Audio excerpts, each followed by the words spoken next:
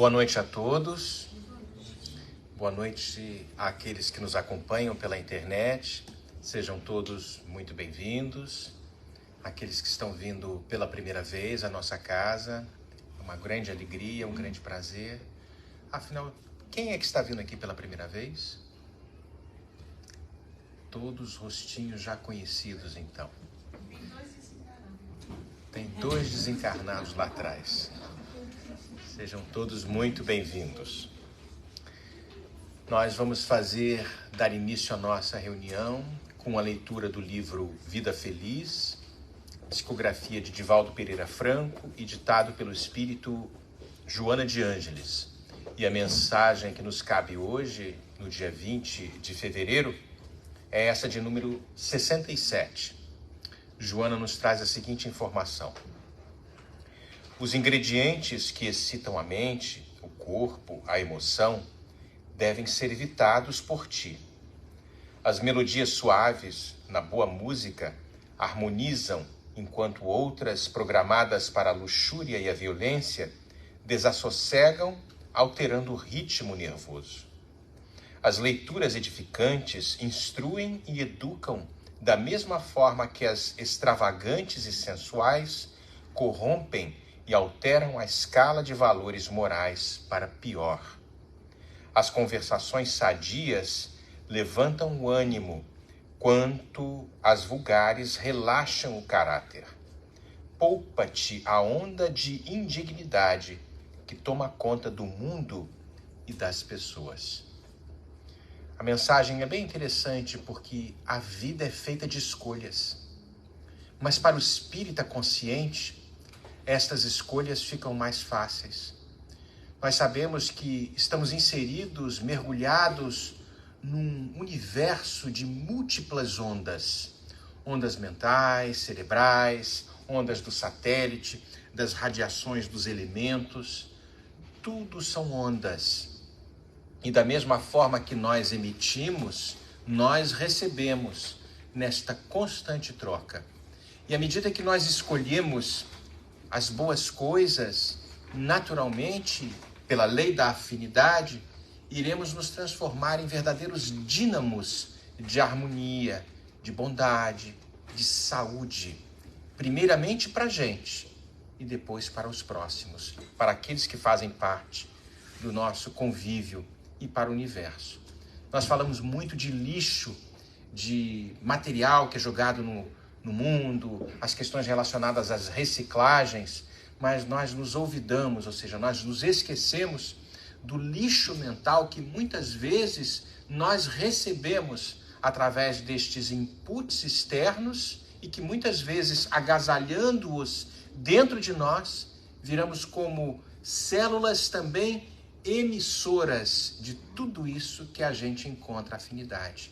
Então, o que Joana nos traz nessa mensagem, aparentemente sem muita significação e um pouco castrativa para a visão, talvez, das pessoas menos atentas e com menos conhecimento desta importante situação do mundo de ondas, nós vivemos nestas escolhas e agora um pouco mais conscientes, vamos escolher melhor para que a gente possa também se aproveitar, ser alvo destas coisas boas e transformar o nosso mundo íntimo numa forma muito mais harmonizada, muito mais saudável.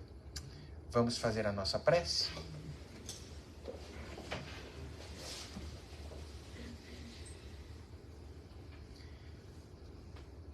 Querido Mestre Jesus, amigo de todas as horas, aqui nos reunimos, Senhor, te pedindo a permissão para iniciarmos os trabalhos e as reflexões desta noite.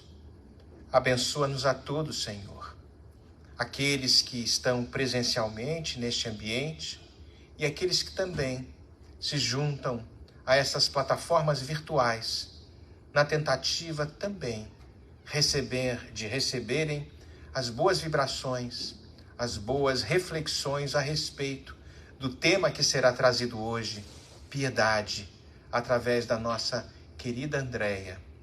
e que estes bons espíritos que fazem parte dos trabalhos, dos labores da nossa instituição, possam inspirá-la e, da mesma forma, abrir os nossos corações e mentes para que esta troca de informações dela para com todos nós possa ocorrer de forma proveitosa, melhorando a nossa ambiência íntima e nos trazendo muita paz. Muito obrigado, Jesus.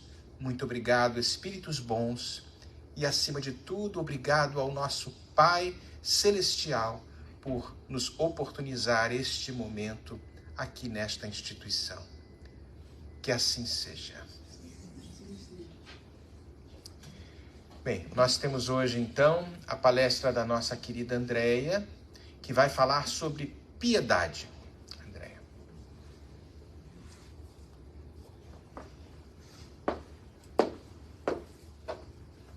Congelou aqui. Boa noite a todos. Vê se consegue. Deixa eu ver se eu consigo. Deixa aqui.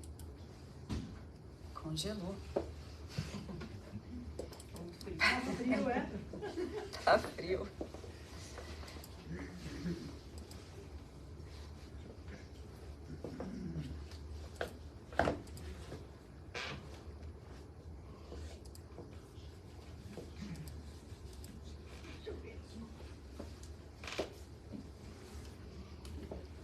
Piedade.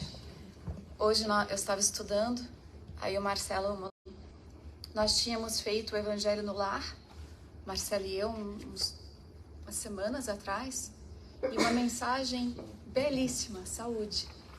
E foi exatamente um dia depois que a Biga perguntou se a gente podia trazer um estudo hoje. Aí eu disse que sim, super empolgada. Falei, nossa, todo mundo tem que ouvir essa mensagem.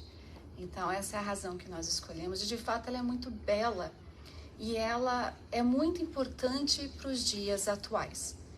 Então, antes de nós entrarmos no Evangelho segundo o Espiritismo, nós vamos trazer uma história da obra Contos e Apólogos, que se chama A Esmola da Compaixão.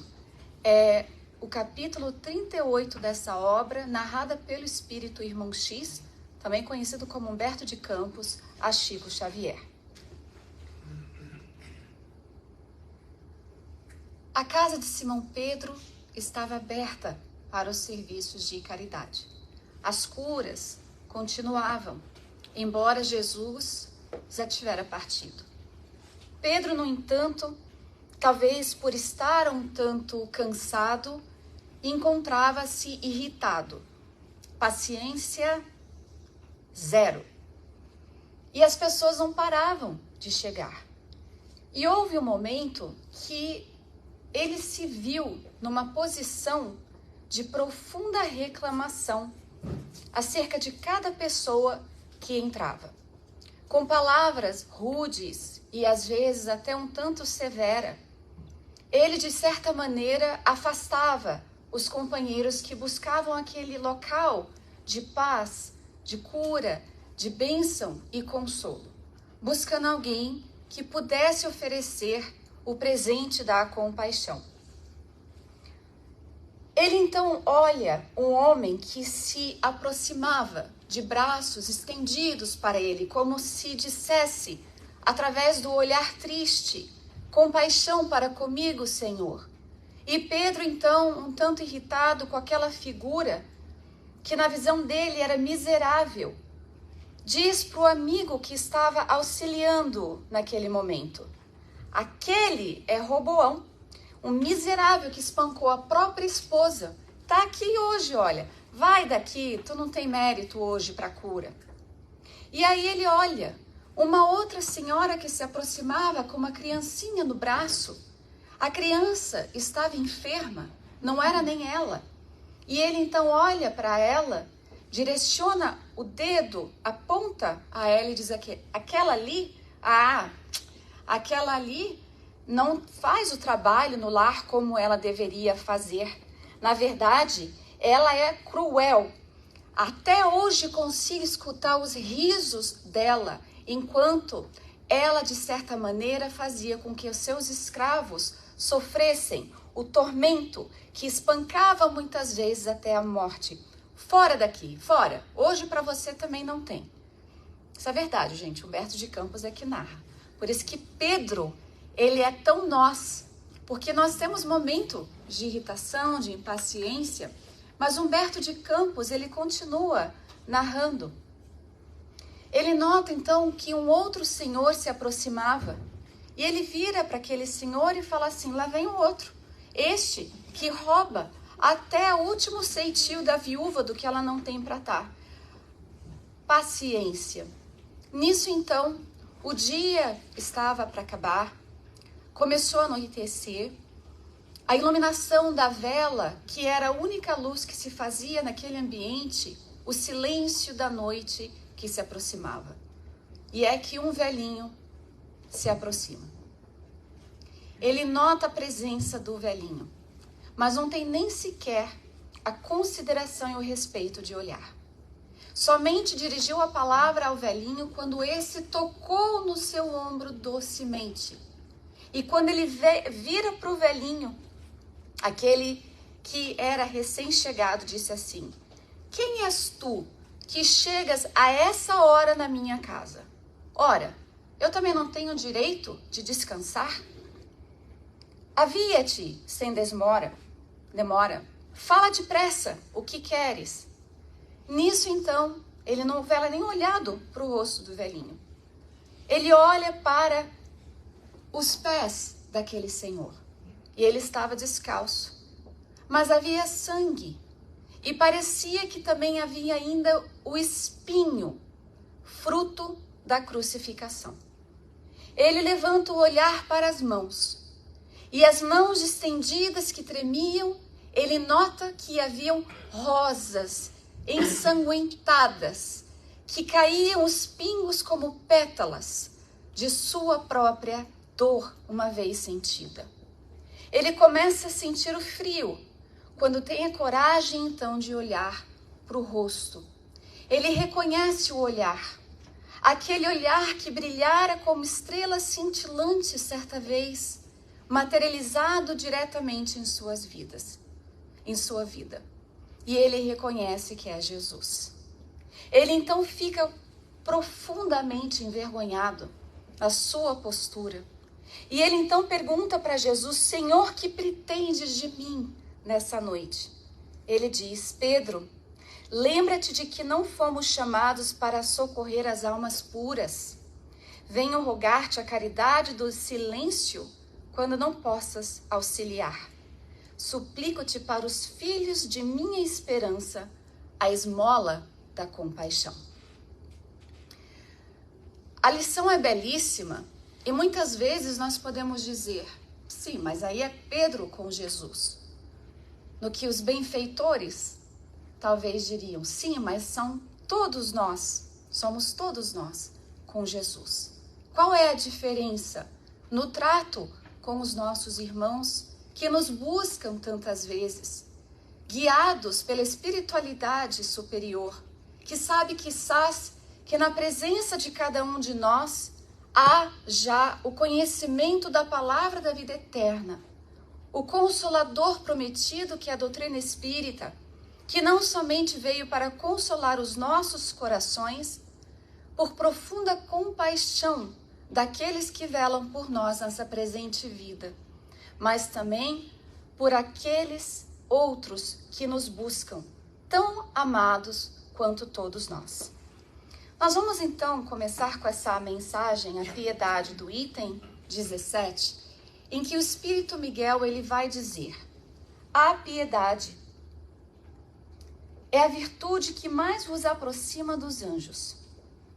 É a irmã da caridade que vos conduz a Deus.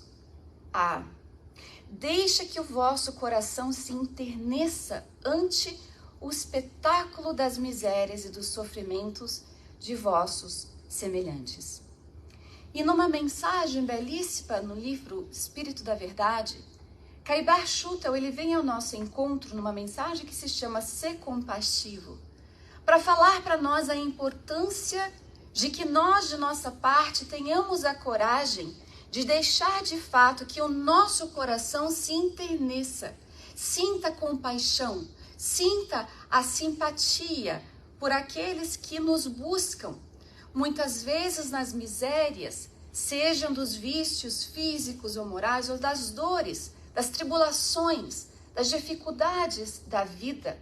E o nosso coração muitas vezes se encontrará indiferente, frio, tantas vezes irritados, sem tempo, porque muitas vezes julgamos ser a nossa dor maior do que a do nosso semelhante. Então ele vai dizer, Caibar Schutel, sem compaixão não há caridade. E quando Miguel diz para nós que é a virtude que mais nos aproxima dos anjos, nós vamos pouco a pouco entendendo o sentido da máxima que nós encontramos no Evangelho segundo o Espiritismo: fora da caridade não há salvação. Não fora da religião, não fora do Espiritismo, mas fora da caridade não há salvação. Então, quando eles dizem para nós essa virtude que vai nos aproximar a Deus, nós começamos a entender quão importante a compaixão, essa virtude é em nossa vida. E não é um convite recente, porque Paulo, nas suas cartas, tantas vezes convidavam aos outros, em Coríntios, ou até mesmo a Timóteo, o seu filho bem-amado, aquele jovem, que de fato não ficasse isento, ou melhor, não se deixasse distanciar da miséria, do sofrimento que se aproximasse de quem quer que fosse. Ou seja, Marcelo, não fuja do sofrimento dos que te buscam, em nome do amor. Não resista, porque você está pronto. E se já tens a palavra da boa nova, que consola e esclarece, de fato o nosso dever é praticar a virtude da compaixão, para que de fato a caridade seja feita.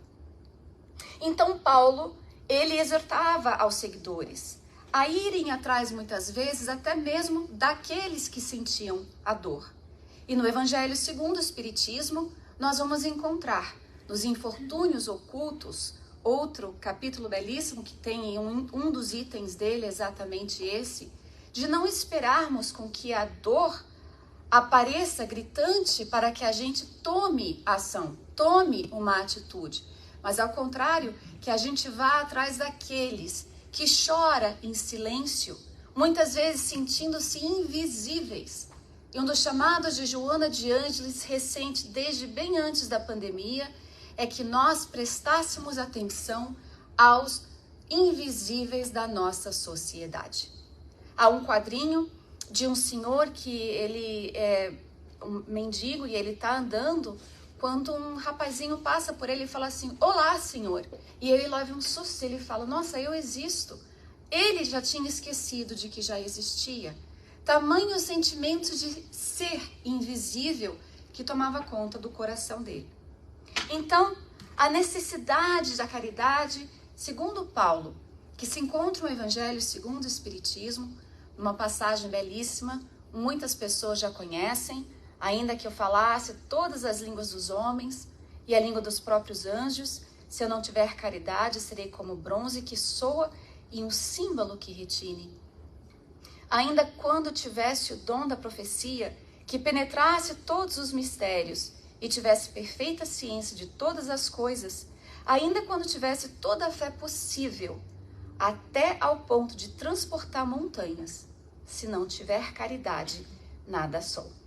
Então ele vai dizer, deixe que o vosso coração se enterneça. O que quer dizer compaixão? A palavra do latim, compassivo, ou seja, de ter o sofrimento compartilhado com outrem. É interessante que as pessoas, às vezes, elas pensam que empatia e compaixão, ela é a mesma coisa. Mas estudiosos vão dizer para nós que a empatia, embora ela compartilhe do sofrimento alheio, eu posso sentir de fato a dor da minha irmã Monique. Na verdade, a compaixão, ela é proativa. Ela não somente sente, mas ela toma a ação para poder auxiliá-la naquele problema que ela está tendo. E é exatamente isso o que o nosso mundo atual precisa. Se Jesus estivesse aqui conosco na atualidade, caminhando entre nós, simbolicamente falando, é a doutrina espírita, sim, mas se ele estivesse ao nosso lado, o convite seria esse, de que nós não somente sintamos compaixão daquele ser que está sofrendo, simpatia, empatia, mas que a gente vá além, de que a gente possa tentar buscar, deixando o nosso coração sentir as batidas que nos impulsione para querer fazer algo em prol do nosso semelhante. E Joana de Ângeles, na obra Responsabilidade, ela vai dizer: escasseia na atual conjuntura terrestre o sentimento da compaixão. Porque, habituando-se o ser humano a dar atenção somente aos seus próprios interesses, ele para, ou melhor, ele nem se permite olhar para o lado. E nós vivemos numa época de profundo narcisismo. Basta a gente abrir as redes sociais. Se a pessoa não está tirando somente foto da sua beleza, ela está tirando foto, fazendo a caridade para o outro, para ela ficar mais bela ainda. Né? Uma piada aqui. Mas é a questão exatamente disso que Joana de Ângeles está dizendo. Há aflições. E os homens hoje em dia passam, ou melhor, optam de não perceber o sofrimento dos seus irmãos. E por que será que nós ainda hoje, após 2000 anos, temos dificuldade de ver o sofrimento do nosso irmão? Por que será? O que será que nos faz sentir aqui? Eu vou dizer, eu falei no domingo, não sei se alguém assistiu, peço desculpa se assistiu, mas eu lembro que antes, um bom tempo atrás, quando eu vi alguém na rua pedindo esmola, eu não conseguia olhar. Eu sentia um constrangimento profundo. E da onde que vem esse constrangimento?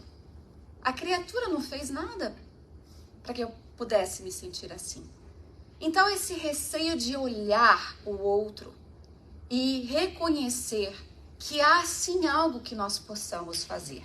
De que olhar para o outro não é sentir pena, porque isso diminui a criatura, mas a compaixão, de sentir a empatia pela sua dor, pelo seu momento, e ter a coragem sim de olhar no olho, não com um olhar que possa ser repreensível, mas olhar com carinho, com ternura, porque aquela criatura tem um benfeitor ao seu lado, assim como nós temos.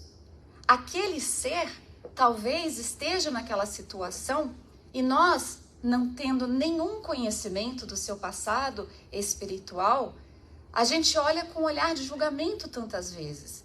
Aqui nos Estados Unidos fala-se muito, o governo ajuda, tem halfway houses, tem isso, tem aquilo, mas a criatura tem que querer. Quantas vezes eu já me peguei falando isso? E se nós, que somos ainda mendigos espirituais, que andamos pela vida, tantas vezes falta-nos a coragem também de tomar uma atitude onde a gente passa a ter as riquezas da alma, mas a gente opta de não fazer. É a mesma questão.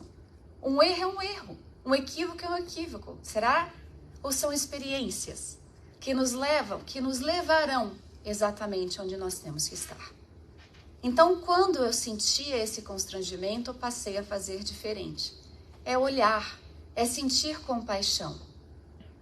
Às vezes a gente fala, será que era para ter dado aquela esmola? Às vezes a gente nem tem. Então a gente dá daquele bolo delicioso que a esposa do Yuri fez. Levei para casa na quinta, foi o último pedaço. Mas eu não tinha nada, nós não tínhamos nada. Então ele levou o pedaço de bolo e com certeza deve ter sido muito bem alimentado. Primeiro porque ela faz com amor e segundo porque foi dado com as melhores na intenção, com carinho. E terceiro porque foi levado o olhar de compaixão para com ele. Nossa, eu sou visto, ele deve ter pensado. Eu não sou invisível. Ah, mas se eu der o dinheiro, ele vai comprar drogas. Ele vai beber. Mas aí é ele com ele. Mas e se ele pegar aquele dinheiro e comprar um McDonald's, que está logo ali na esquina? E se for a única alimentação que ele tiver naquele dia? E aí a gente começa a permitir que cada vez mais a gente passe a deixar com que o nosso coração se enterneça cada vez mais pelos nossos irmãos. E Miguel, ele vai continuar. Vossas lágrimas são um bálsamo que lhes derramais nas feridas. E quando, por bondosa simpatia, chegais a lhes proporcionar a esperança e a resignação, que encanto não experimentais. Tem um certo amargor, é certo, que esse encanto, porque nasce ao lado da desgraça, mas não tendo o sabor acre dos gozos mundanos, também não traz as pungentes decepções do vazio que estes últimos deixam após si. Então ainda é necessário que, através do exercício da compaixão, que é essa virtude, a gente vai se sentir muito bem de ter feito algo bom. Mas vem de fato com esse certo amargor, porque só foi por causa de um infortúnio que nós conseguimos fazer algo bom e sentir esse bem-estar que nos dá. Na verdade, nos estudos pelo Psychology Today, eles apontam por que fazer o bem permite com que a gente se sinta bem. Porque solta aquela dopamina, aquele sentimento gostoso de quando se come o bolo da esposa do Yuri. Tem bolo hoje, Yuri? Não, mas tudo bem. Tem feijão tropeiro. Então, eles vão dizer para nós, há algo bom, os cientistas. Acontece algo, de fato, no nosso corpo físico que faz com que a gente sinta-se bem quando a gente faz o bem. E outro dia alguém falou assim, mas ainda assim tem um conteúdo egoísta, porque o outro teve que sofrer para que eu me sentisse bem. Mas a vida é feita de provas e expiações, de tribulações. Então, só por isso, eu vou deixar com que a Jussara sofra, para que eu não sinta bem às suas custas, mas não é às custas dela. Ela é a benfeitora, porque me permite fazer algo em prol dela. Ela me dá a oportunidade de fazer algo bom, de exercitar a compaixão, a virtude. E, aliás, o Evangelho segundo o Espiritismo, esse é o sentido da caridade. Um deles, a caridade, como ensinava Jesus, benevolência para com todos, indulgência para com os erros alheios, as faltas alheias e o perdão das ofensas. Mas há também a caridade que precisa ser feita, em que a gente, de fato, oferece ao outro aquela oportunidade de que, ao fazer o bem para ele, ele não se sinta menosprezado. Ele não se sinta diminuído. Ao contrário, nós a elevamos, fazendo com que se sinta uma pessoa vista, plena, digna, herdeira do universo. Essa é a verdadeira caridade. É que o outro sinta-se que de fato ele nos está beneficiando. E não está? Está. Está. Então, no mundo haverá tribulações, sofrimento, provas, expiações, mas haverá também uma vida em sociedade, dentro da lei de sociedade e da lei de justiça, amor e caridade, onde irmãos velarão um pelos outros. Ou melhor, assim é o que a gente vai ver na essência da mensagem do Espírito Miguel, como a gente vai ver daqui a pouquinho. Então ele traz aqui, muitas vezes a gente nota que esse encantamento que ele diz, quantas vezes a gente deixa de fazer a caridade, ou então a gente deixa de fato, deixa que passe as oportunidades, porque os prazeres do mundo são mais gostosos, mas são temporários. Quando a gente olha a oportunidade que a gente tem de trazer a esperança no rosto de alguém,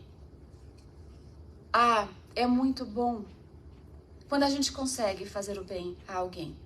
E a gente olha para o rosto e no lugar de lágrimas começa a ceder um espaço para um sorriso, ou a brilhar de novo a essência da verdadeira vontade de viver e não sair do centro espírita e cometer o suicídio.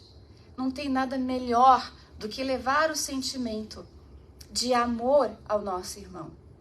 E se alguém aqui já fez trabalho, às vezes em asilos, alguém já fez? Com crianças, Fraternidade Sem Fronteiras, Conscious Living Spiritist Group, né? Tem tantas oportunidades, a gente se sente de fato muito bem.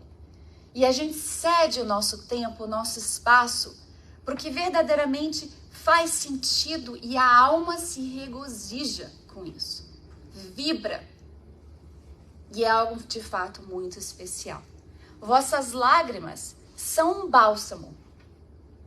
E Emmanuel, ele tem uma mensagem tão curiosa no livro Mais Além, eu acho que se chama, agora eu realmente esqueci, em que ele fala sobre a compaixão, e ele fala, mas que as vossas lágrimas não sejam lágrimas de crocodilo. Ele literalmente fala essas palavras. E eu mando pro grupo ali dos trabalhadores para entender. Porque muitas vezes a gente vai, se emociona, mas não é aquele sentimento sincero e verdadeiro. Que quando a nossa Lu olha para mim, ela vê que eu estou emocionada com o que ela está me narrando, é um bálsamo para a ferida da alma dela. Porque finalmente alguém consegue enxergar o que ela está passando. Eu conheço pessoas que falam assim, eu sou super chorão. Alguém conhece alguém aqui no centro espírita que chora facilmente? A Jussara. Mas é bonito a pessoa permitir com que a Sheila lá atrás, com que a alma se abra. A D é bonito. E os olhinhos da Denise ficam mais claros, ainda é lindo. É muito lindo de se ver.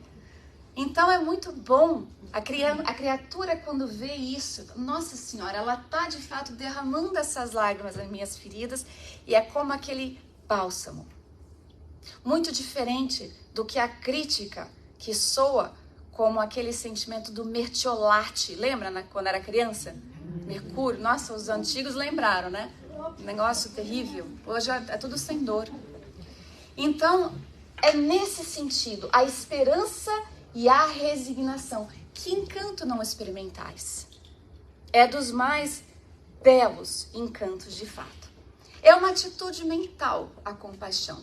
O desejo de fazer o bem. E Emmanuel, ele vai dizer para nós que quando a gente age com compaixão, é necessário que antes de nada a gente perceba a situação. E aí vem a caridade. Então, por exemplo, a gente vai tomar uma atitude que é racional e não somente emotiva. Então, eu vou refletir no que eu estou vendo. Eu vou agir. Aí vem a caridade. Então, bem compreendida, sobretudo vivida. É assim que a caridade, a compaixão opera. E está associada a uma sensação de compromisso e responsabilidade. E aí há um item que chama-se o dever, do Evangelho segundo o Espiritismo, capítulo 17, é o mesmo, na verdade? Não é. Capítulo 17, em que os Espíritos vão dizer para nós que o dever, ele é a responsabilidade primeiro para consigo e imediatamente para com o próximo. Então, esse senso de compromisso e responsabilidade para quem está diretamente ao nosso lado. Algumas pessoas vão dizer, poxa, mas será que isso é tão gostoso assim? E fazer dinheiro? E os prazeres do mundo? Isso também é muito bom e é válido, mas nada se iguala ao sentimento que está no nosso coração, quando a gente consegue de fato ajudar alguém.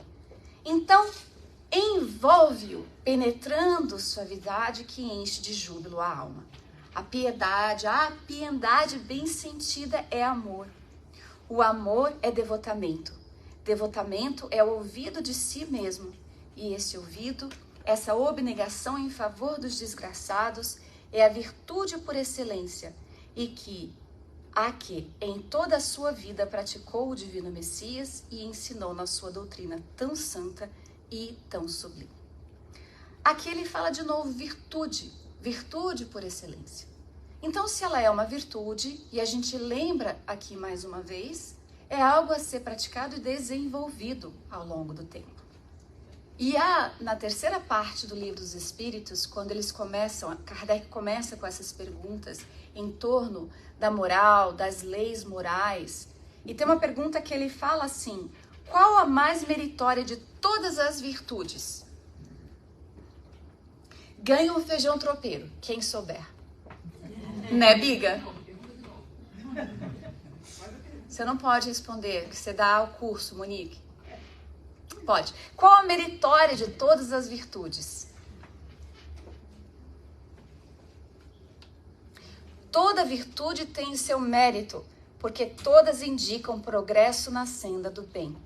Mas a mais meritória é a que assenta na mais desinteressada caridade.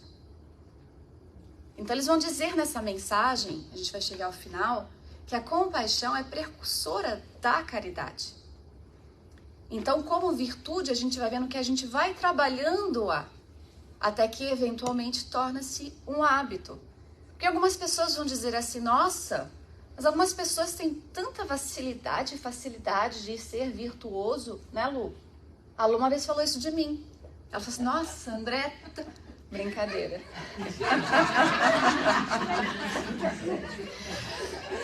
Mas não é bem isso, eles perguntam, e Kardec é danado, porque na próxima pergunta ele fala: há pessoas que fazem o bem espontaneamente, Luciana, sem que precisem vencer qualquer sentimentos que lhes sejam opostos.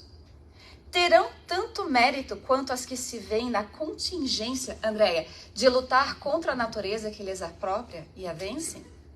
Então, alguém que já chegou ao nível espiritual, será que ela tem tanto mérito quanto aquela que ainda tem dificuldade? Por que é tão fácil para uns e difícil para os outros? Então, eles respondem: só não tem que lutar aqueles em que já há progresso realizado. Então, a gente olha para o Clay. O Clay malha a beça. E aí eu vou na academia com o Clay. E aí a gente vai fazer trabalho de dumbbell, né, Clay? Aí ele vai lá com os pezinhos dele de 50 pounds. Aí eu vou tentar imitá-lo. Aí eu olho e tô lá. E eu nem consigo, né? Eu falo: nossa, mas ele parece ser tão fácil. Claro que é. Ele treinou para chegar lá. Ele já conseguiu fazer todo aquele trabalho. Eu tô no início. Então eu vou começar com um pezinho mais leve. Simbolismo, tá, gente? Embora eu não consiga. Por quê? O que eles estão dizendo aqui? Esses lutaram outrora e triunfaram. Estão onde estão porque já fizeram todo o trabalho. É por isso que parece ser tão fácil para eles. Mas não foi fácil.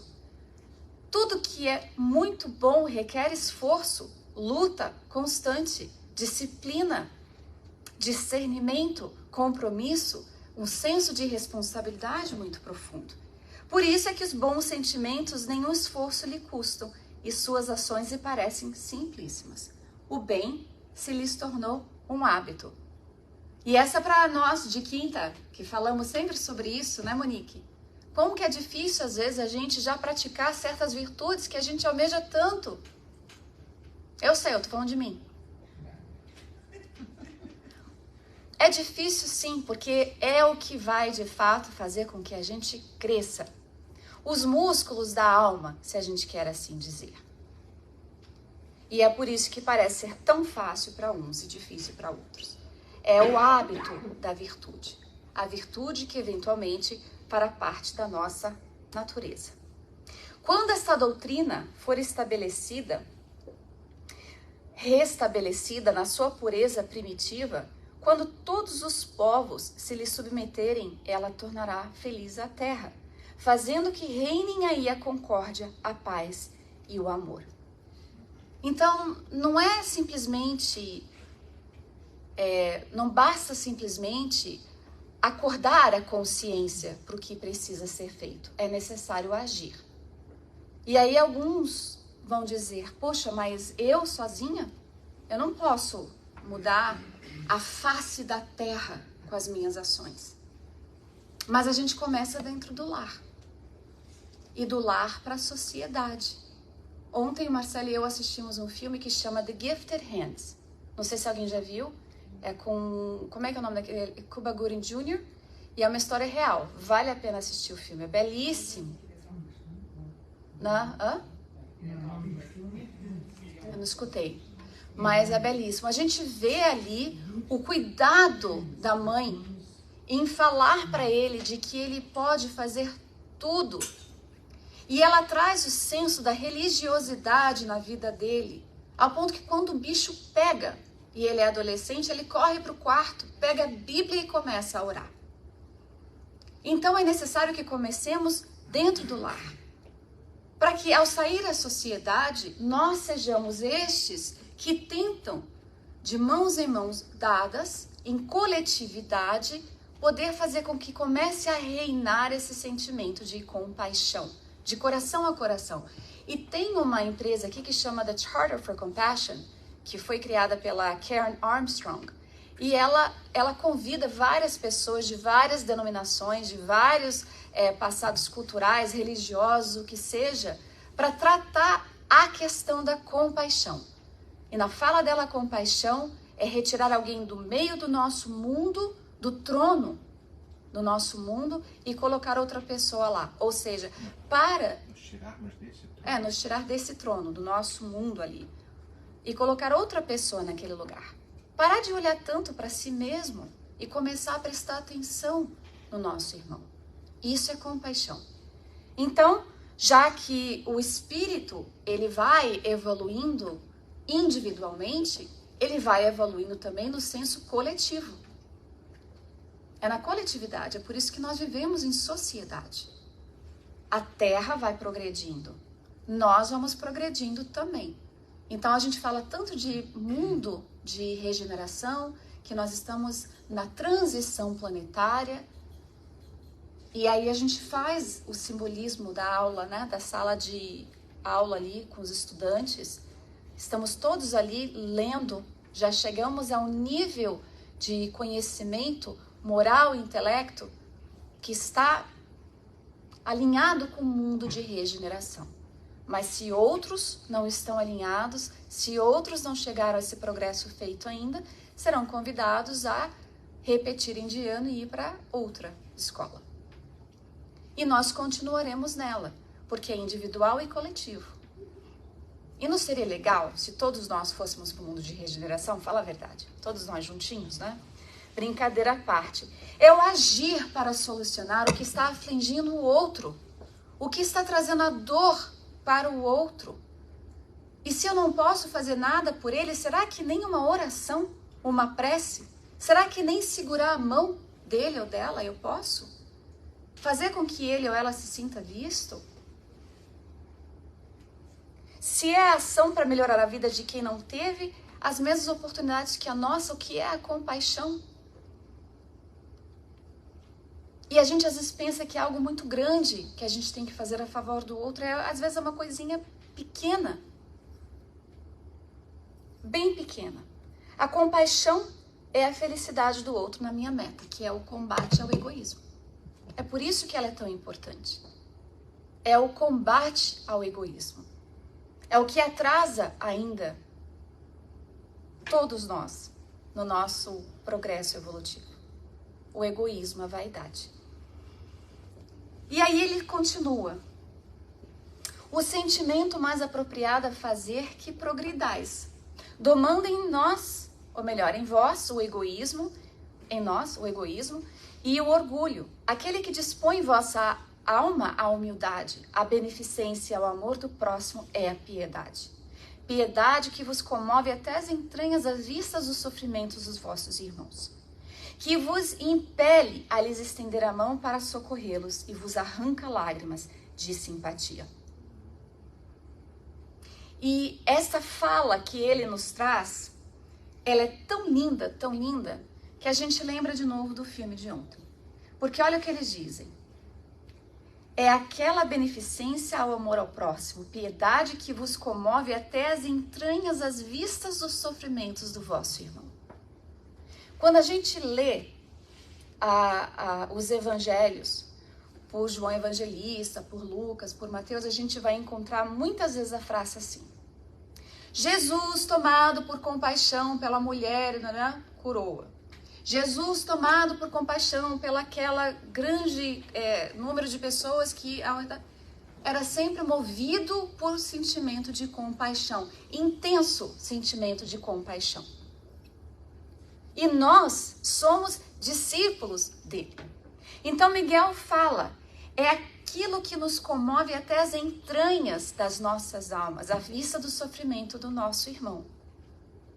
Nesse filme de ontem, a mãe do médico, que é a estrela do filme, Dr. Carlson, ela era uma mulher analfabeta.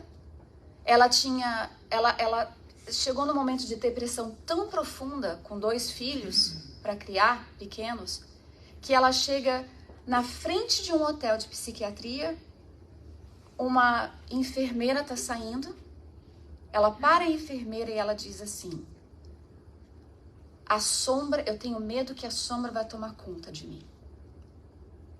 A enfermeira poderia ter olhado para ela e falado assim, entra ali, ó, a recepção tá logo ali. Fui. Mas não, ela vai com ela lá dentro. Leva na frente do diretor, do médico, do psiquiatra. E ele pede para ela contar um pouco da vida dela. Ela diz, eu passei por vários foster homes, até que finalmente eu encontrei meu esposo, que foi o bilhete para sair daquela situação. Ele diz, quantos anos você tinha? Ela diz, 13. Ele olha para ela e fala, não, foi bom, porque me tirou dali. Mas toda a vida dela, sofrida. Ela começa a chorar e ela fala, eu nunca contei para ninguém. Mas às vezes eu tenho vontade de me suicidar. E ela começa a chorar.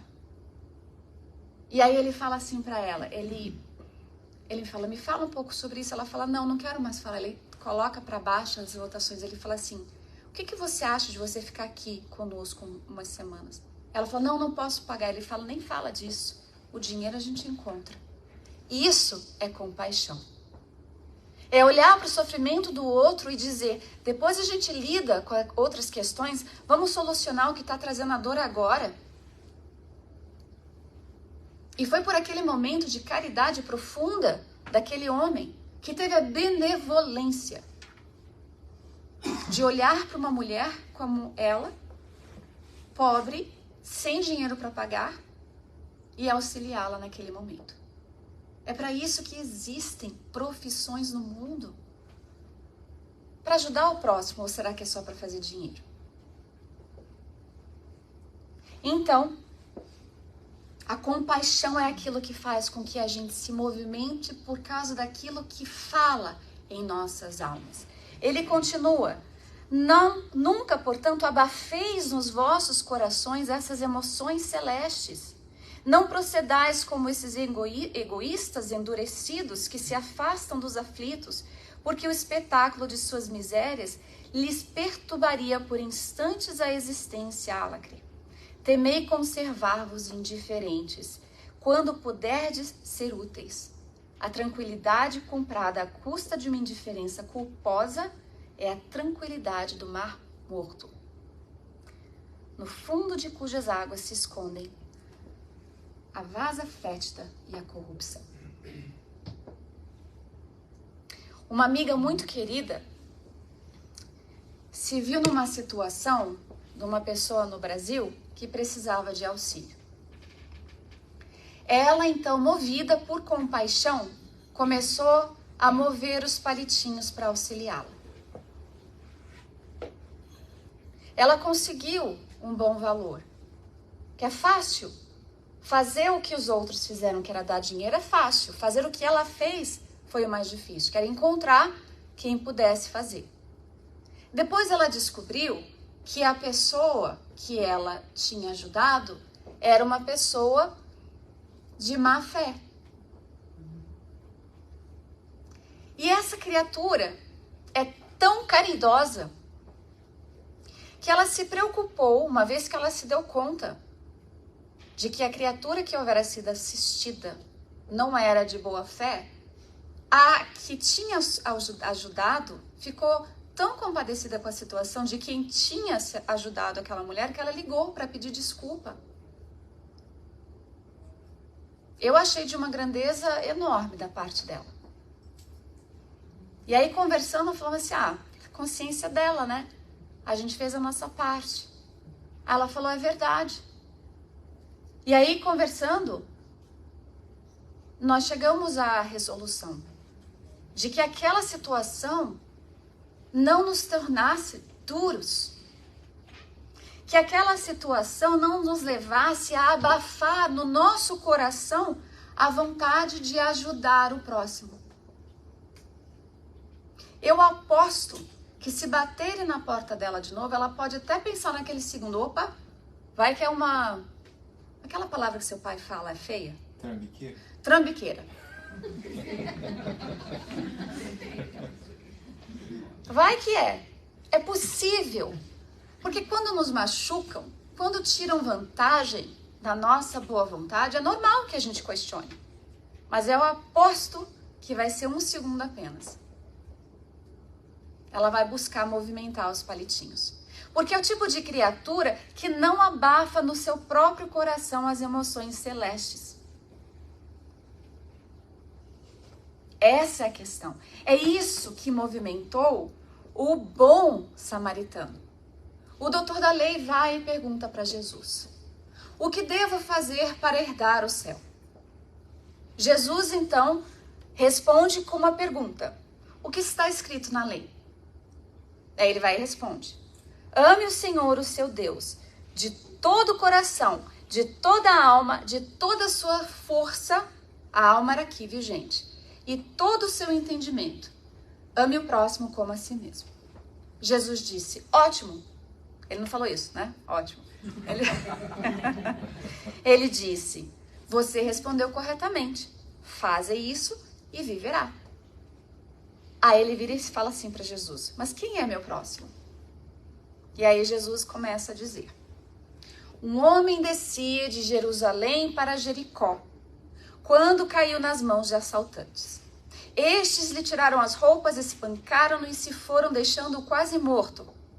Acontece que desceu pela mesma estrada um sacerdote, ou seja, um homem de Deus. Ele olhou, viu a situação ali e atravessou a estrada para continuar no seu caminho. Aí veio o levita. Fariseu, perdão. Meu médium de comunicação.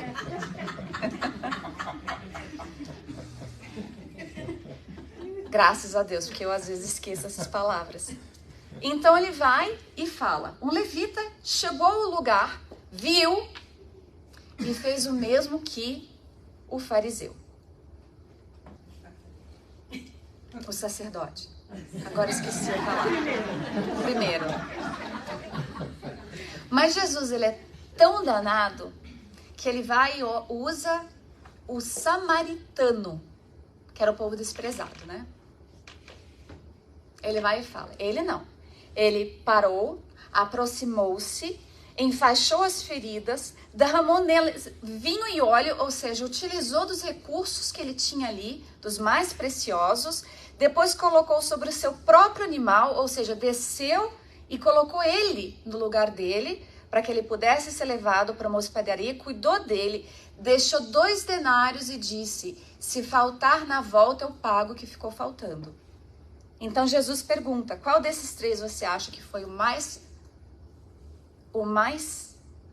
que foi o próximo do homem que caiu na mão dos assaltantes? Ele disse: aquele que teve compaixão dele.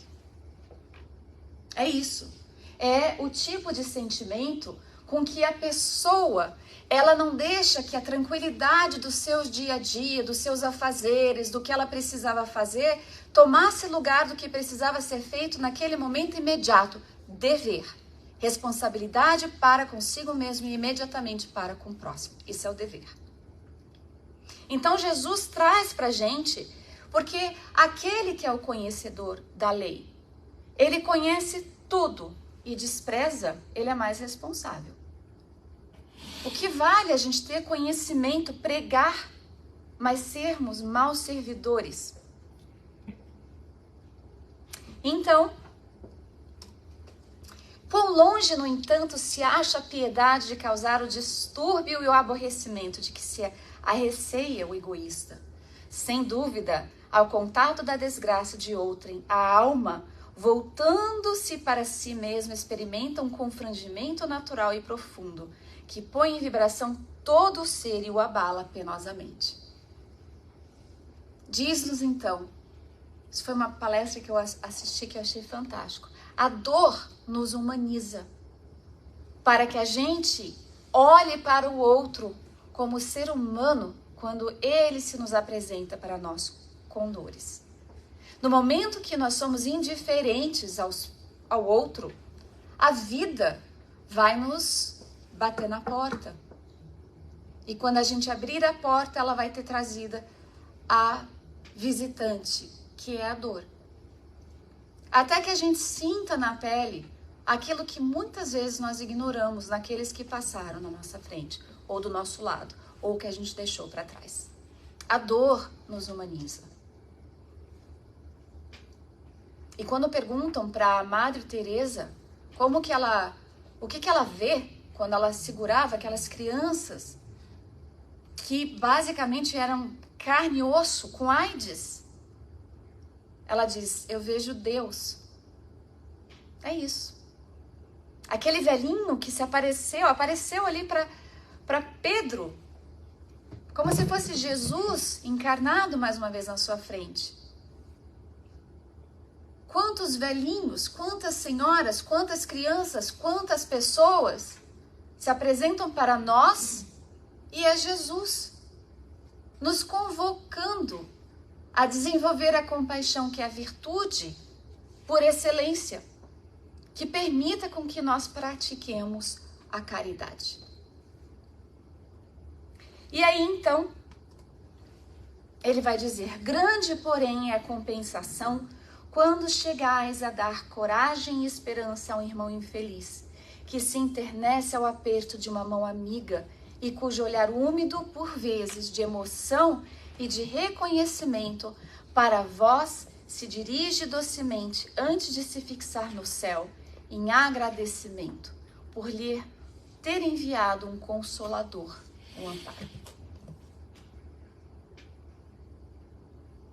Não tem nada melhor do que quando a gente começa a secar a lágrima de alguém e de repente a gente começa a rir junto com a criatura. Aí a criatura parece estar chorando de novo, mas não é lágrima, porque está tudo misturado, a alegria, o júbilo, o alívio, e a gente está no mesmo estado. E a gente lembra da passagem da Condessa Paula nos Infortúnios Ocultos, quando chega no final da mensagem, diz assim: no final do dia, judeus, cristãos, protestantes, não importa, se dirigem o olhar para o céu em agradecimento à caridade recebida naquele dia em prol daquela senhora que houvera visitado. Perguntar se ela era espírita, do que importa? Não importa. Não importa. A piedade é o melancólico, mas celeste precursor da caridade, primeira das virtudes que a tem por irmã e cujos benefícios ela prepara e enobrece. A gente vai notando então quão importante de fato é a prática da compaixão uns para com os outros. O Tratado da Caridade, muitas vezes a gente pergunta: há algum trabalho de caridade que eu possa fazer? Há muito. A benevolência para os outros, a indulgência, especialmente quando estão falhando ao nosso lado, porque a gente sabe que a gente falha também. O perdão das ofensas, que é dos maiores presentes que a gente pode dar para outrem, para nós mesmos. Não é somente a caridade material, mas acima de tudo, a caridade moral.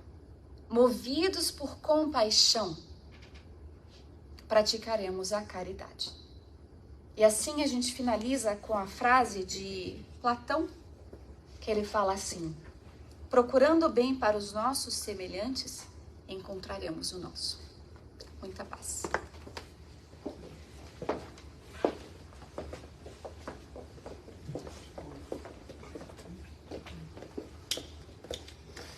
Obrigado, Andréia, por por essas reflexões muito importantes. Agradecendo aqueles que nos acompanharam também pela internet.